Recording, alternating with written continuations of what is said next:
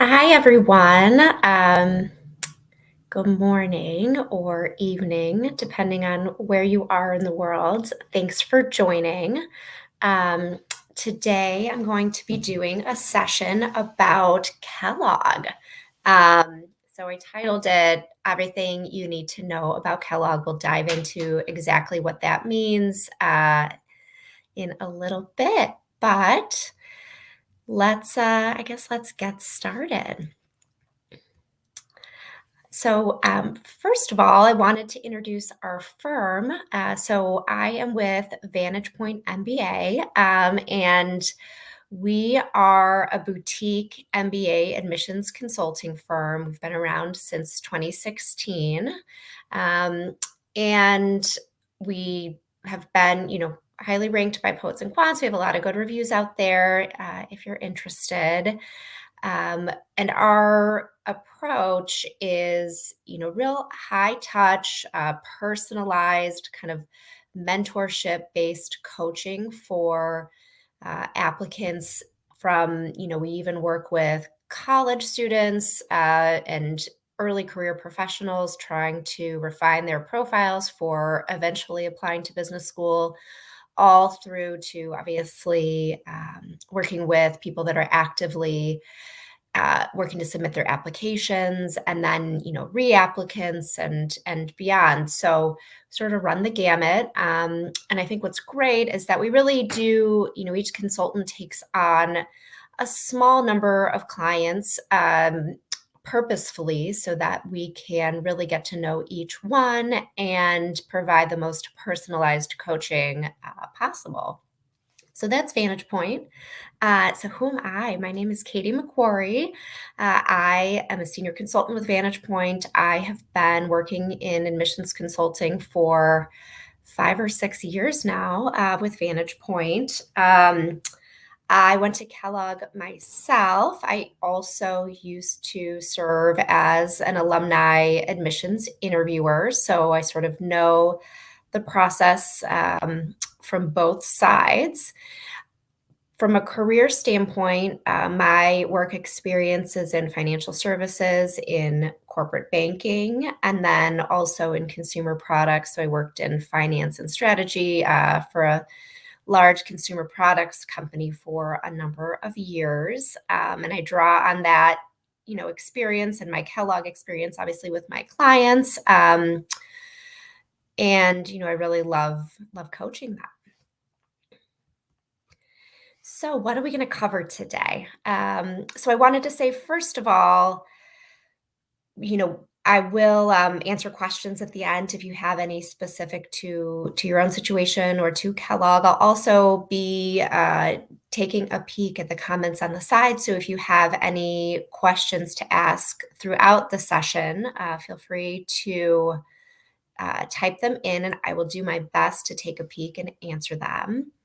So what we're going to cover today is, sort of the basics about Kellogg, just to give you an overview of what the program's all about. And then, just to sort of give us some context for what then we'll dive into, which is, what makes Kellogg unique. And I think it's often hard. You're looking at the websites and attending admissions presentations for all of these different programs. And, I think it's easy for them to run together and start to sound very similar. And in many ways they are. They all offer, broad business curriculum and, career resources and networking opportunities. But there really are nuances to each program, including Kellogg, that makes it unique. And getting a handle on that, number one, can help you, assess whether the program is a fit for you, but also, and I think critically, understanding the nuances of each program can help you stand out in your essays, because you can sort of tailor what you write and what you emphasize to what the program specifically looks for. So that's, I think, why it's important to really not just read on the website and hear the basics, but take your time to understand the nuances of each program. And then lastly, we will be talking about how to get accepted at Kellogg. So, the things that you can do to make your application appeal to the Kellogg admissions committee specifically, and ensure that you stand out, because obviously they get a ton of applications, and the acceptance rate for any of these top programs is 10 to 15%. So it's competitive, and especially um, in today's day and age, it's been a competitive few years. It's important to make sure that you stand out. All right, so let's get started. So the basics about Kellogg. So I think what I experience a lot when I began working with clients is a lot of them are rooted in Kellogg's marketing legacy, which is fantastic. It's a great marketing school, but it's not just a marketing school. It's a diverse, well-rounded program. And so a lot of people are kind of surprised to learn that marketing isn't a huge focus for Kellogg, like it used to be. So that's one thing that people are often surprised about. But just to kind of root you in the basics, so Kellogg is located in Evanston, Illinois, which is a small college town, where obviously the larger Northwestern University is based. It's 15 miles north of downtown Chicago, so it's actually super accessible from the city. You can take a train, and it's from the Evanston stop to all the way downtown Chicago is probably 25 minutes on the train. So it's pretty close. You can drive it in 20 to 30, depending on traffic. And what is fun about Evanston is it is like a college town. And so, many of the full-time MBA students live right near campus, which makes it easy to gather for social events, and obviously school projects and networking events and everything. So it's kind of like the best of both worlds. You have the access to Chicago and the companies there, and the you know cultural things that are there, but you also have this small town feel and the community of Evanston, and a real tight knit environment for students. Um, Most recent class size for the full time program was around 500 students, so it's one of the larger programs, not the largest, but also not one of the real small programs that you'll see amongst some of the other, few of the other top programs. So I think it's a good balance, kind of, medium on the larger side. You'll have a lot of differing perspectives of the students in your class coming in. So I think, and obviously the diversity of networking opportunities, people to meet, huge alumni base. But I think it still does have that, real tight knit feel that I mentioned. Kellogg operates in sections. So within that class, you'll be in a section of around 40 students that you'll get to know even uh, closer than you do the broader class. So that also helps form that community once you get to campus. It's, as I said, diverse, 49% female, 36% international. From a recruiting standpoint, where do people go? So Kellogg does feed a lot into consulting. So I would say it's one of the biggest consulting feeder schools. 33% went into Kellogg in the most recent employment, or went into consulting in the most recent employment report. Finance 19%, tech 12, general management 12, and then marketing 11%. So, as I said before, it's definitely much more than just a marketing feeder school. Where do people go afterwards? And I think this, keys in on the functions as well. There's sort of a interrelation, obviously. Uh, West, so thinking California, Denver, places like that, 34%. Another roughly third stay in the Midwest, which I did. I guess no, right out of Kellogg, I went to New York, but then I came back to Chicago. Northeast 14%, and then non-US 8%. And this is just directly after school. So, where people end up eventually is probably a lot more diverse than this. Another thing that is important to know about Kellogg and its application process, which is unique amongst the top MBA programs, so I would say top 20. I can't think of another program that does this. Kellogg interviews nearly every applicant that applies. So, they really feel like it's important to see each candidate and to have usually a member of the alumni committee or alumni network or admissions committee speak with each candidate because I feel like they really can't assess an application without speaking to someone in an interview format. So, I think that is a unique and important component to the application. And also, for someone who's applying, I think it's great that, you'll be able to jump off the page, literally to them. So, what you write is important, your resume and everything, but then you do have that opportunity to show them who you are and how dynamic and impressive you can be in person or via Zoom. Okay, so what makes Kellogg unique?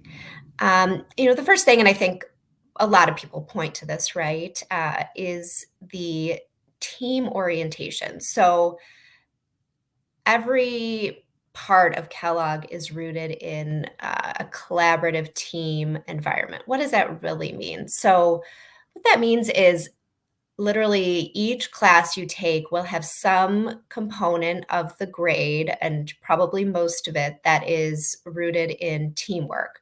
So you're not doing individual assignments. Sometimes you have a few of them, but they're a small component of the overall experience in each and every class. Each class you're put into a small group that you work with throughout the semester on projects, on homework assignments, things like that. So the classes, a team, based environment is key. The clubs obviously, are inherently team based, but they're student led clubs, which mean that the administration has very little to do with what each club does on campus.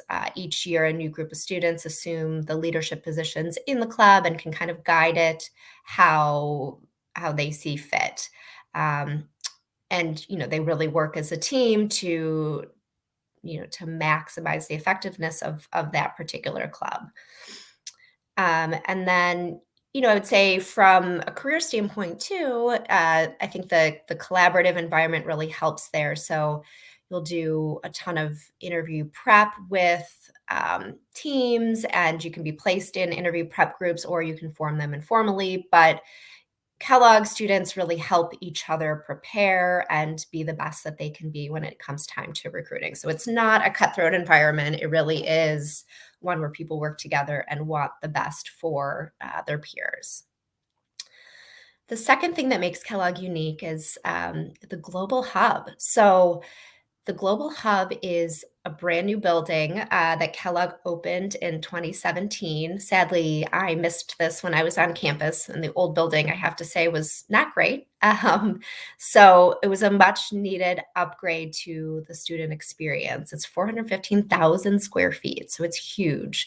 There's a ton of space for collaboration. So when I was on campus, a pain point was, there were all these team assignments, but it was common for, all of the group study rooms to be booked because we just didn't have the space.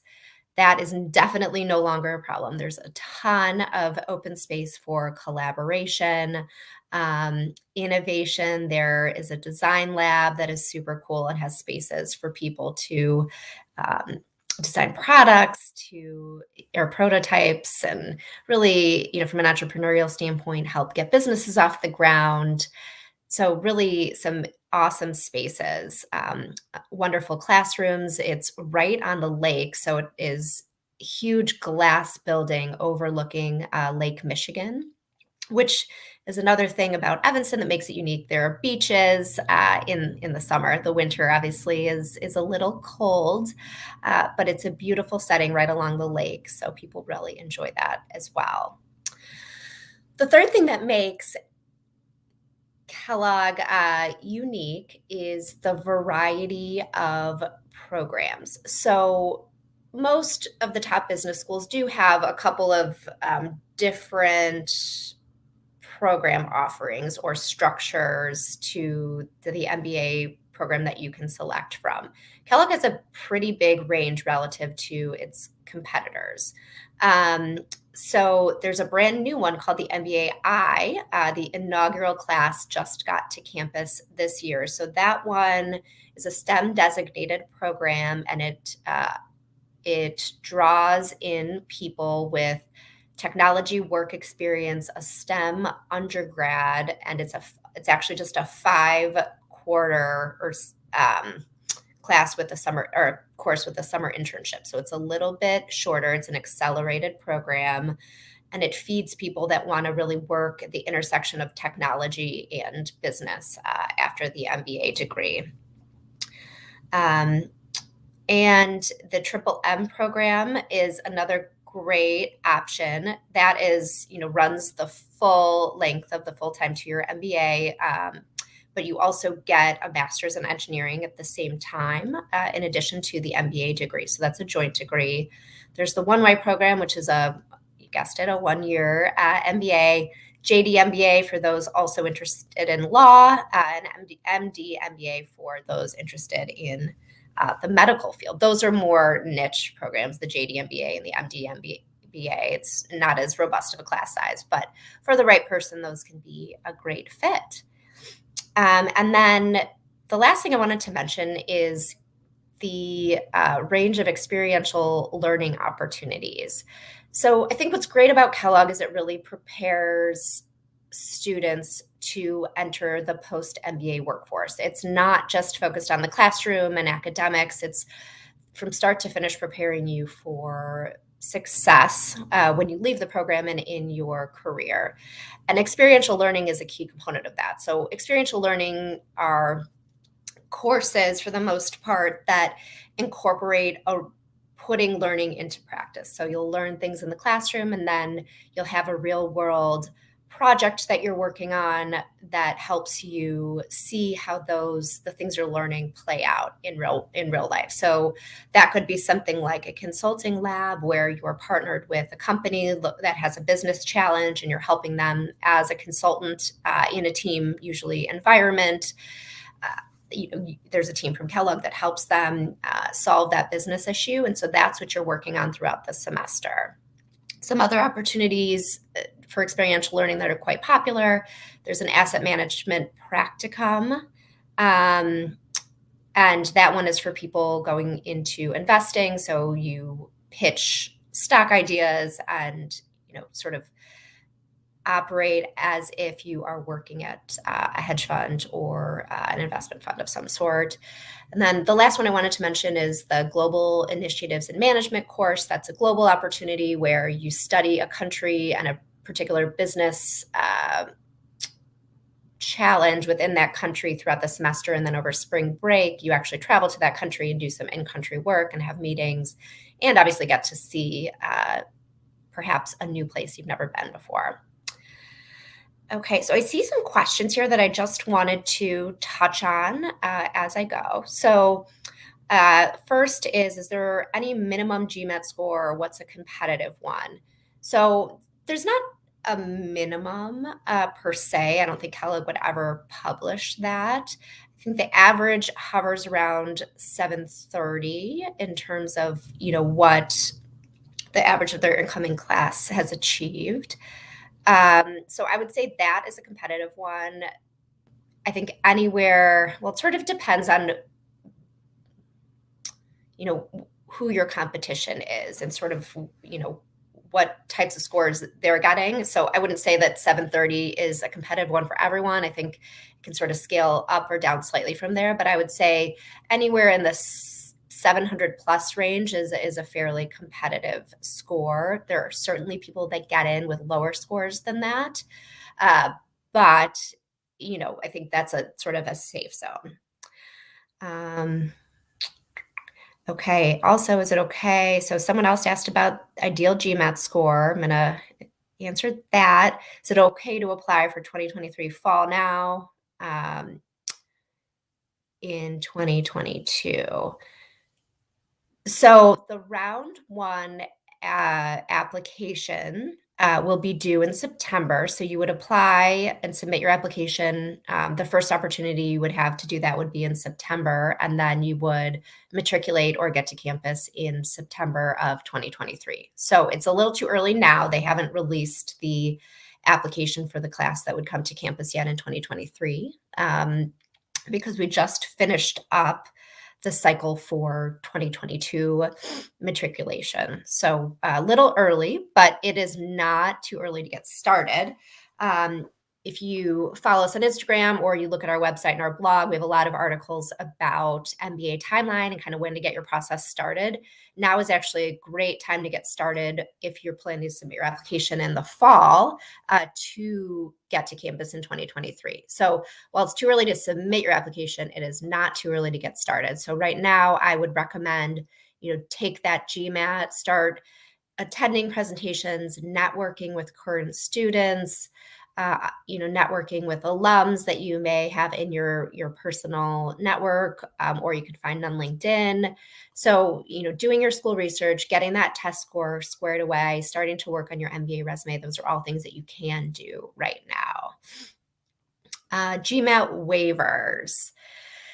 GMAT waivers are probably not your best bet at Kellogg, I have to say. They might accept them for very specific circumstances that perhaps prevented you from being able to get to a test center or get that test done. But it's going to be real hard to be competitive without a GMAT score for Kellogg. You could take the GRE. They may accept other tests. Like sometimes if people have taken an LSAT in the last several years, that's an option. But I would say GMAT, GRE, they're indifferent between those two tests, and you probably just want to go ahead and do the best you can.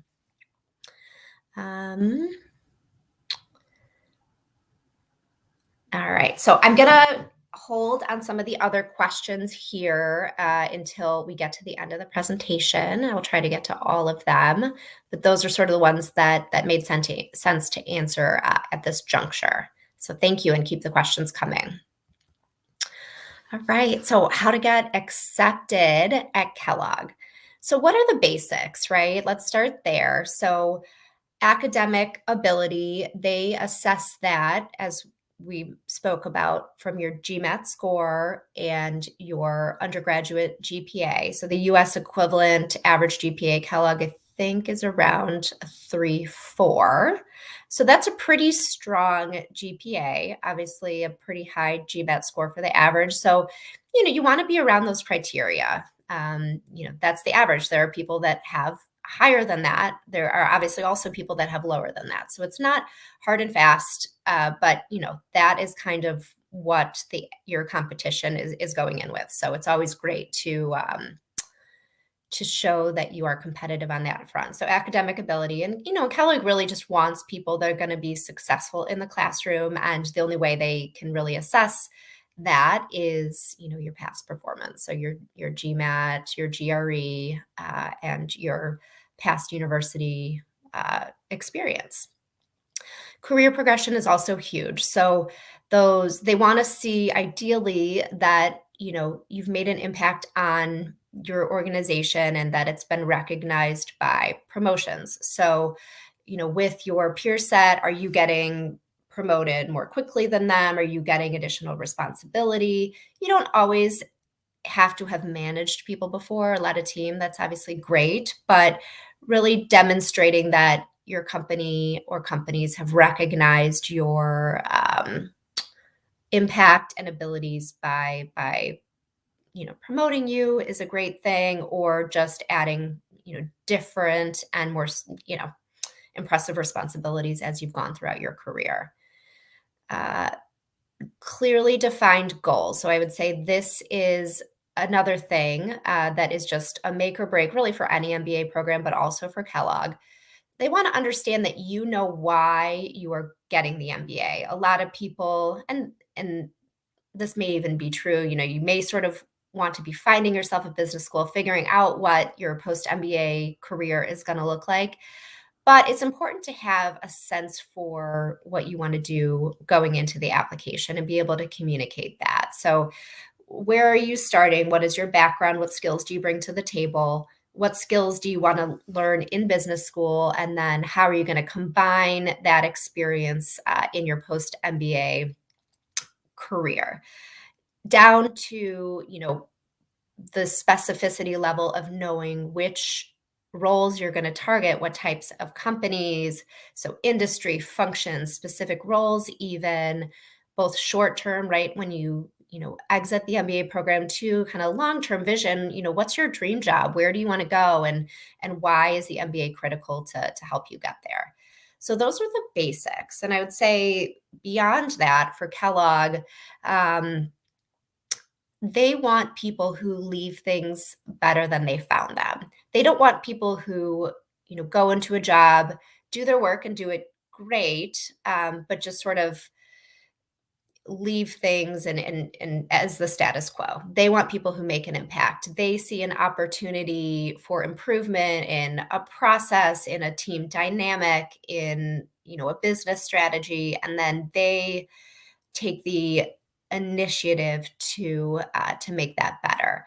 So, I think their desire for these types of people is exemplified by the essay question that they've historically asked for essay one, which is, I'm just going to read it here. So, Kellogg's purpose is to educate, equip, and inspire leaders who create lasting value. Tell us about a time you've demonstrated leadership and created lasting value. So, they explicitly ask you for a story from your past about a time that you have, you know, left things better than you found them. So, um, created lasting value. So, this you want to address this through that story, ideally. Or oftentimes it's a work story. It doesn't have to be, but that's a great place to hit this criteria.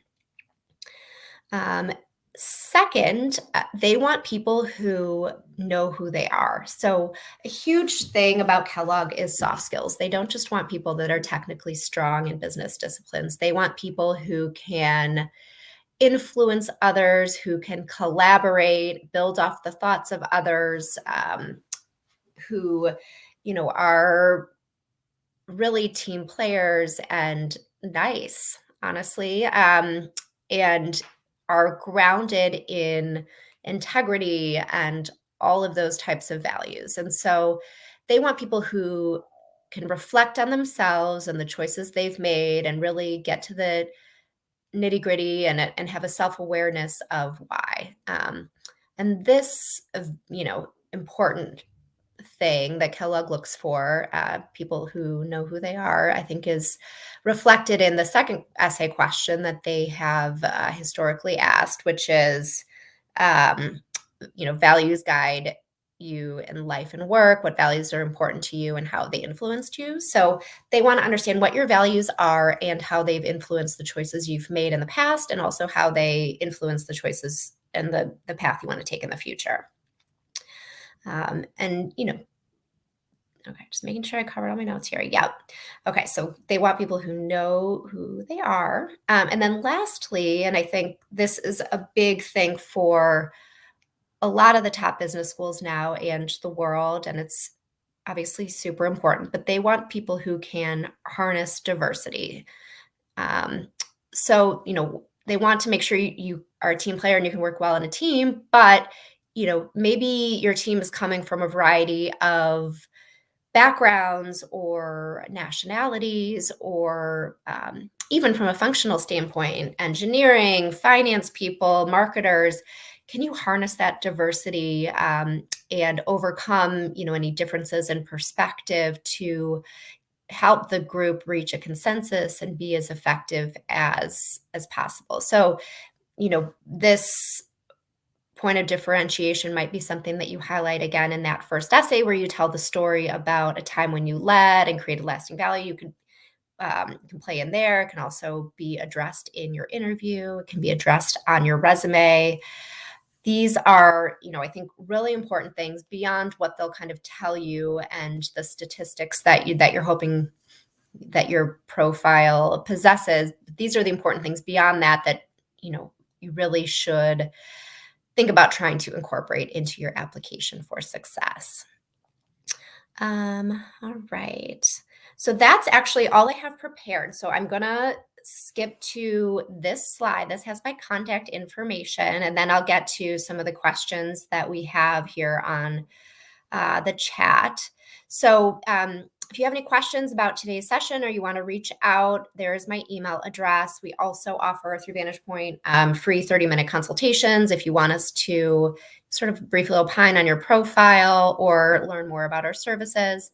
Also would recommend you guys follow us on Instagram. We post a lot of helpful tips, articles, everything like that on our Instagram. That's our main social channel. All right. So let's see. All right. So one question I wanted to circle back to was, does the full-time MBA come under STEM too? Yes, I believe it does, depending on the major that you choose within the program. So I believe you can get a STEM designated degree in the full-time to your MBA as well. Double check that, but I'm pretty certain. All right. So we have one question: opportunities for an engineer working in oil, maintenance and inspection. So that is probably a more nuanced question than I can answer here. I think it would depend on the leadership experience that you have, the career progression, again, what those statistics are. Do you have, teamwork, collaboration, those types of skills? So it's sort of hard to say. But certainly see many engineers. I've had clients coming from oil and gas myself that have gotten in. So I think it's certainly possible. All right, let me make sure I'm not. But again, if you want, more specifics to your own profile, feel free to reach out. Okay, can I leverage the Kellogg platform to work in general management? Okay, that's, I think, continuation of that same question. So general management is a huge post-MBA career choice for people from Kellogg. There are a lot of programs that hire people, out of Kellogg to do general management rotations where you're, seeing different parts of a company's operations. So that is certainly a big feed, post-MBA feeder. So certainly, yeah, I think you can definitely leverage the Kellogg MBA to work in general management. Next one is the age of 34 plus eligible. Yeah, I would say the average years of work experience are, around 5. So that would be, slightly older than average, but it can definitely be the case. What I would recommend if you are coming in and applying with more years of work experience than the average, would make sure that you give a lot of thought to and make sure you clearly communicate why the MBA is right for you now. That's going to be the big question in the AdCom's mind.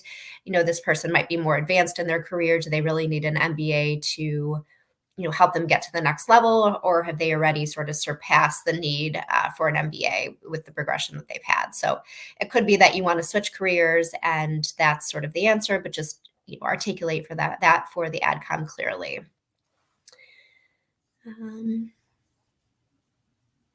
Do the number of years from your undergrad program matter? From India, so the program was 3 years, but good GPAs. That's great.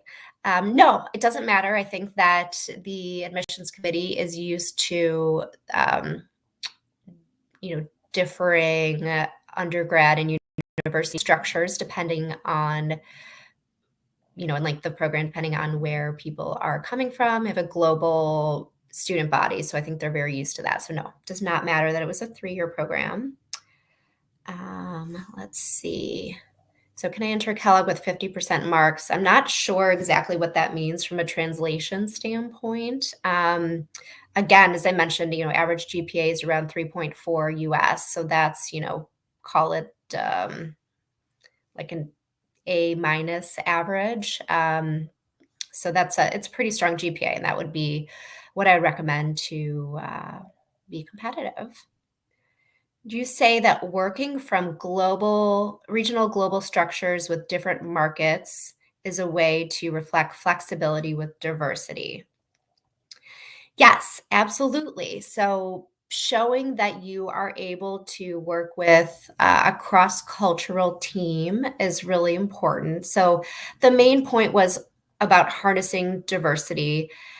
What I was trying to get across there is that diversity can come in many different forms. So it can be working in a team successfully with different nationalities, different racial and ethnic backgrounds. It could be simply people coming from different functions, because a lot of times, an engineer or a marketer or a finance person might come to the table with differing perspectives on the same issue. So, being able to harness diversity and provide the admissions committee with some examples of times that you've successfully navigated a diverse team situation, is really what you want to do there. And regional global teams can be a great way to do that, as can other, facets of diversity. All right. And then I see the note from GMAT Club about the nonstop 24-hour GMAT marathon to help Ukraine, which is awesome. And I think that's such a cool thing that they're doing. So definitely want to publicize that. I think, oh, I missed one. I'm so sorry. So, what are the chances of getting off the wait list for Kellogg?